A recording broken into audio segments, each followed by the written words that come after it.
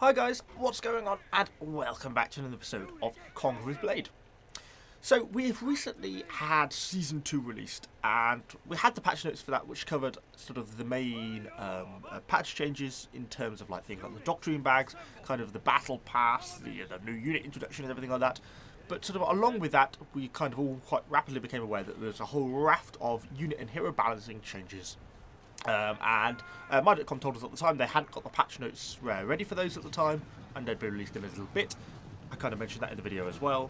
And yeah, they've just been released. So I felt it would be a good time to come back, kind of take a little bit of a recap at them. We're going to take a look at them now because there's like 20 pages of unit balancing, huge amounts of unit balancing going on in this patch. And that's really changed quite a lot. So I'm going to sort of cover in quite a broad sense some of these key changes, because otherwise I don't want this to become like an hour-long video. So we'll kind of talk it sort of in a broad sense.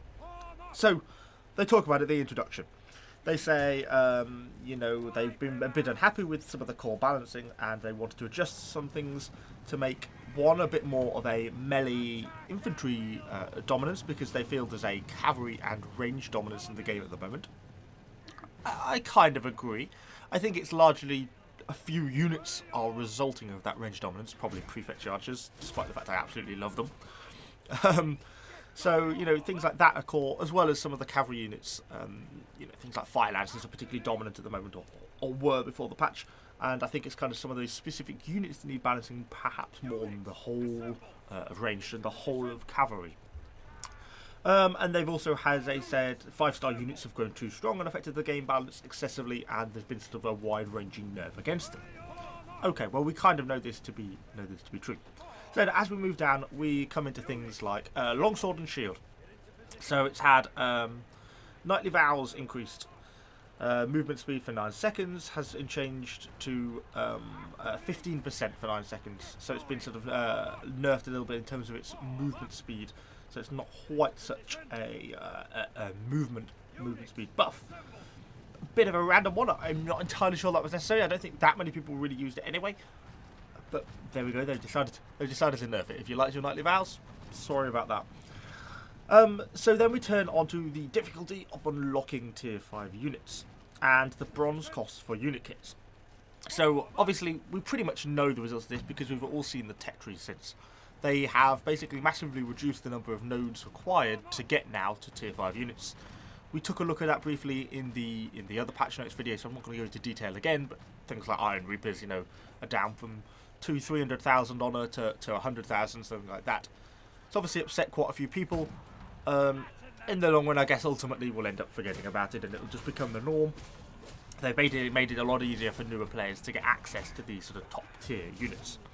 On top of that, they then go on to say the number of bronze coins for the costs of obtaining 4 and 5-star units in terms of unit kits, they call them soldier kits in this case, has been too high, and that's basically what they have reduced the cost for. So that's kind of interesting to see. I've heard a few people commenting that they think the kit loss has actually increased. So whether that's actually kind of a balancing factor to this or just kind of an unintended consequence. But by and large, they are claiming that the cost of resupplying unit kits should now be less. And then we get away from the generic statements onto the specific unit bans and nerfs. So very broadly, Winged Hussars, been nerfed.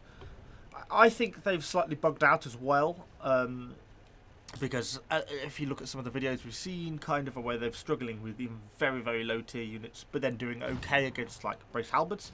I think they're not quite been implemented properly. But basically, all their defense stats have been reduced, including their health, and their charge damage has been nerfed by about 20%, along with a few other little smaller bits and bobs. Quite a harsh nerf on the Winged Hussars.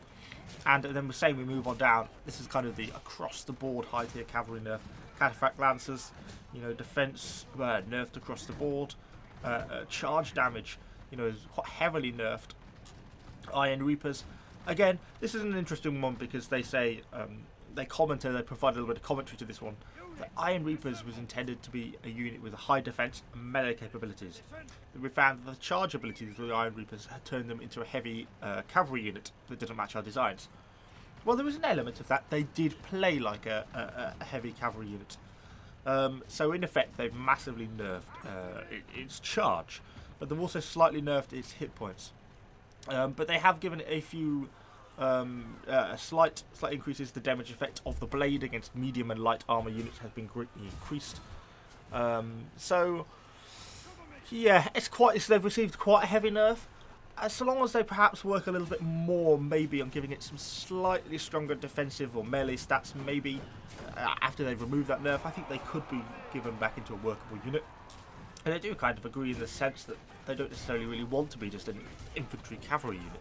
And it's kind of, a very heavy melee unit would be kind of cool. It's just that because with the very low numbers in the unit, I think they kind of easily get overwhelmed by heroes. It doesn't necessarily always work that well. Tercio Arquebusiers. So these guys have received some real changes. Most specifically, they've had their base piercing damage, so that's their main range damage, taken from 3,319 to 1,903.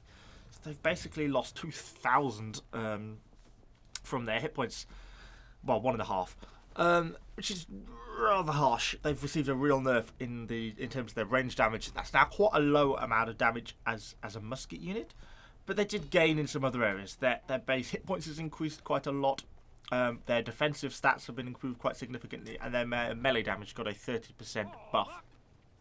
So the idea is they're supposed to be sort of a unit that can do sort of some damage at range, but then is also a kind of a semi-combat unit as well. I guess kind of like a musket version of javelins. I'm not entirely convinced that that's really going to work amazingly for them. But I guess we'll just have to kind of wait and see how that plays out. But yeah, all in all, that seems like quite a harsh nerf on the Tercios. I can't imagine they're going to come out of that particularly well. Then we move on. They say there's been a few adjustments to Rattan Rangers, Fire Lancers and Monastics, but nothing major. Well, Fire Lancers, I would possibly have looked at a little bit more. So the Rattan Rangers had some minor adjustments to their health and a little bit to their damage abilities, but not a great deal. Monastic Knights got a slight buff probably across the board, although some of their slashing stuff got reduced, but their base piercing damage got increased, so it kind of maybe balances out slightly. And then we go down and we start to get into just the larger, broader units, so we're away from the tier 5 specific stuff now. And there's just tons of stuff, Iron Cavalry. Well, actually, having said that, they're one that wanted looking at. Prefecture Havoc Cavalry, charge damage has been decreased by 10%. This is where we go to the sort of across the board cavalry nerfs that I was talking about at the start.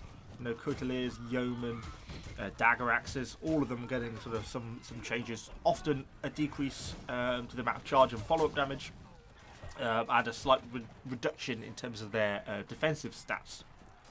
And then again, we go on to ranged units. And they've done it slightly differently here. Rather than targeting generally specific units, they've done a lot of unit tree modifications. So where you've got upgrades, for example, like steel bow arms increased piercing damage by 5%. Now it's increased piercing damage by 2%. So a lot of the veterancy lines are sort of finding themselves getting their overall effects are being reduced kind of a little bit to bring them down a little bit more in line. So it's kind of a bit of a nerf across the board there. Pretty much everything going from 5% down to 2%. Then we do have some sort of individual changes. Some of them are good, some of them seem a little bit unnecessary. Archer, Militia, Levy Bowmen getting targeted a little bit. Interestingly, prefectures do get a little bit of a nerf. Their arrow range basic firing speed has been reduced by 20%. Which I did notice, no one else believed me, but I did actually notice that their animation wasn't glitching out quite so fast, so they have slowed down the firing rate quite a little bit with that one. But they've also had a few things there. Their base piercing damage has been reduced, as well as their basic armor penetration, and their health per level has been decreased slightly, so they should be slightly more vulnerable. So little small nerfs across the board for basically all of the archer units. So if we scroll through all these, I even noticed the poor Sea Stag Death Dealers got their piercing damage reduced by 42. Oh, those poor guys did not need anything more nerfing on them. They're the worst unit in the game. So we come down that, yeah, it was the same for basically all the muskets as well. All getting just a small reduction to piercing damage across the board. And then we get onto melee units. So, Iron Cap Swords, Prefecture Guards, etc, etc, etc. All basically getting buffs. Now, they do this in the same way as they did for the ranged units. We are basically all the veterancy line upgrades. Instead of slashing damage by 2%, it's now slashing damage by 5%. Instead of blunt defense by 3%, it's now blunt defense by 5%. So they are increasing the percentage benefit from all the stuff in the veterancy lines. So yeah, it's going to make a big difference, because it's going to mean that when you go back to your units that, particularly units that you've leveled a lot, the buffs they were getting for that veterancy are now all that much higher. And the defense, and attack, and armor piercing values of your units are going to be sort of all the better for it. And then again, they've gone in and individually buffed sort of individual sections. Often hit point increases, often piercing defense increases. I guess that is a reflection of their desire to sort of reduce this range overpoweredness in this patch, because obviously it's giving better defensive stats against ranged units. As I said, yeah, even Prefecture Guard got themselves a bit of a buff. I'm not entirely sure that that was necessary, but there they go, they did. And Squires, Palace Guard, Men-at-Arms, Spear Militia, Iron Cap Sergeants, everything basically. Anything that's a melee unit got themselves a buff. Even Pike Militia, looking at this. I didn't notice that one earlier. Pike Militia getting themselves an increase to base hit points and quite an increase to piercing and slashing defense. So yeah, again, not entirely sure that was necessary. But I guess this is why they've just gone for this across the board buff. But I perhaps should have put a little bit more individual thought maybe into some of the actual items. Then we go on to a few small things. Siege item rebalancing. They've nerfed culverins against their damage against other siege equipment. So it's not going to be so easy to take down siege towers and stuff now. To be honest, I think it's made almost impossible, apart from on maps like Orgolia, to actually take out siege towers with artillery now, because it takes so many shots, particularly now those culverins have been nerfed. That's kind of a bit of a change. They've fixed the battering ram. Nice. That needed doing. So basically you can't now glitch it out by opening the door. So if the battering ram reaches the door and the door is open, the door should auto-destruct, and the battering ram will then self-destruct. The door will be destroyed. So yeah, so basically means you can no longer glitch out the battering ram like you used to be able to before. You used to be able to open the gates, so the battering ram would arrive, the battering ram couldn't batter the gates, and then the battering ram would self-destruct because it had no purpose, and you'd have to start again. So basically it was almost impossible to get through the gates unless you just pushed one that were open.